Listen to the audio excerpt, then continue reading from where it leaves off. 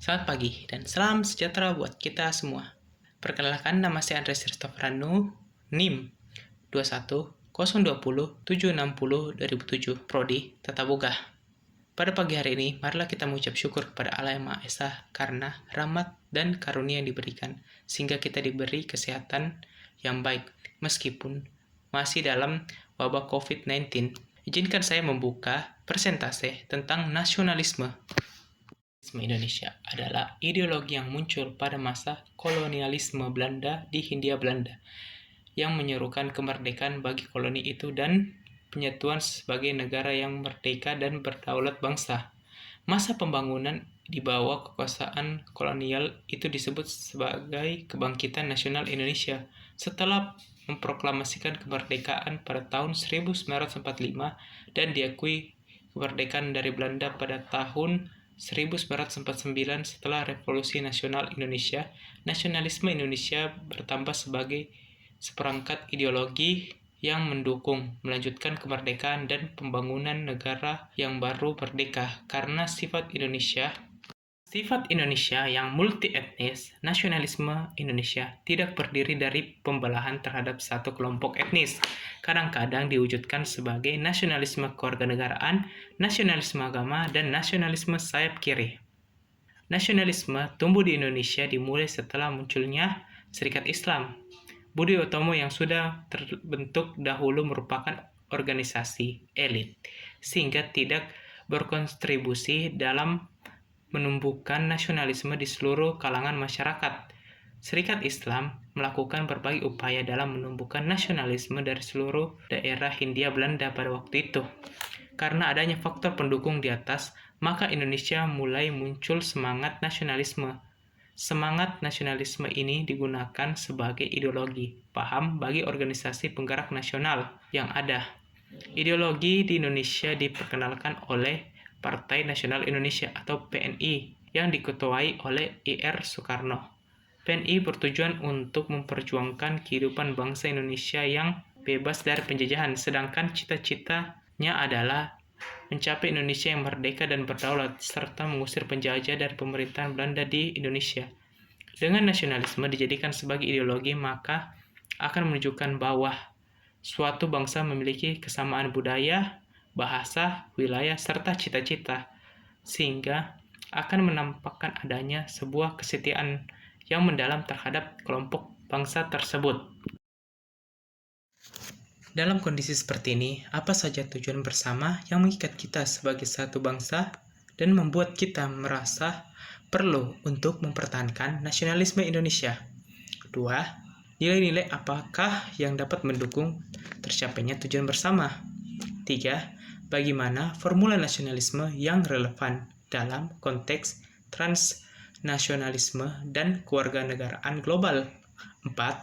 Bagaimana memahami berbagai perubahan dan evolusi makna nasionalisme itu sendiri? 5. Apakah kebijakan mengadopsi kewarganegaraan ganda atau beberapa kewarganegaraan bisa ditetapkan di Indonesia tanpa mengurangi nasionalisme bangsa ini?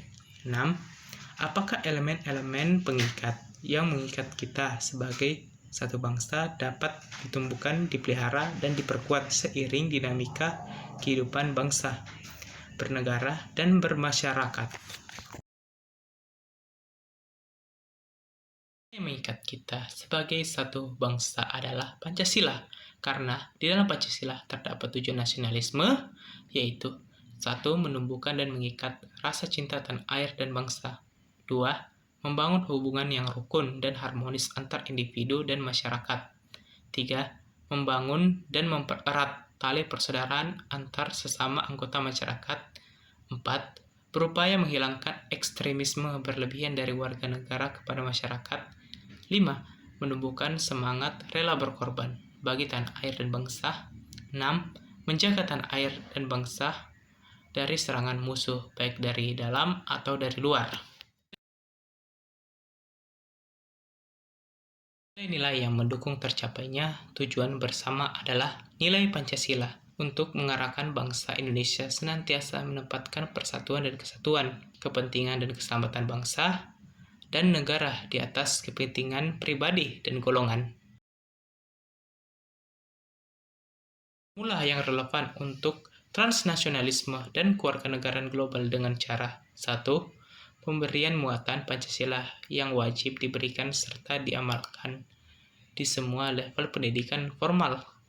2. Pemberian narasi-narasi sejarah tentang kepahlawanan yang wajib kembali diketahui dan dipahami mulai dari generasi muda. Misal, Ikrar Sumpah Pemuda yang terkait kesadaran bangsa dan bernegara.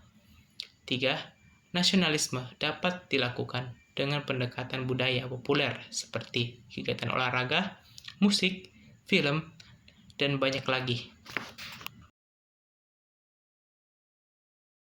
Dengan cara menyaring atau memilah pemahaman nasionalisme yang berubah atau yang berkembang sehingga tidak terjadi perpecahan atau chaos di masa sekarang atau di masa depan.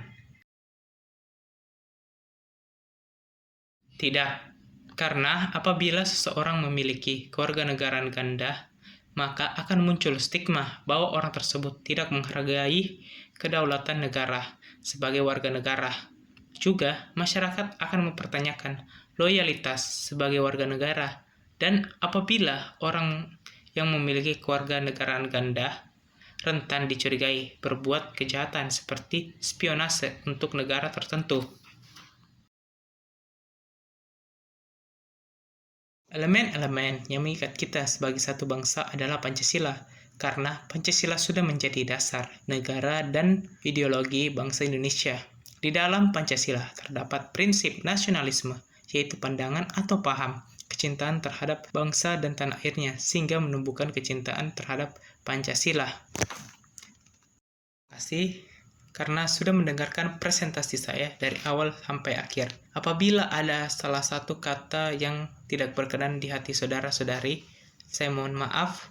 Baik, presentasi ini saya tutup dengan mengucapkan selamat pagi dan salam sejahtera buat kita semua.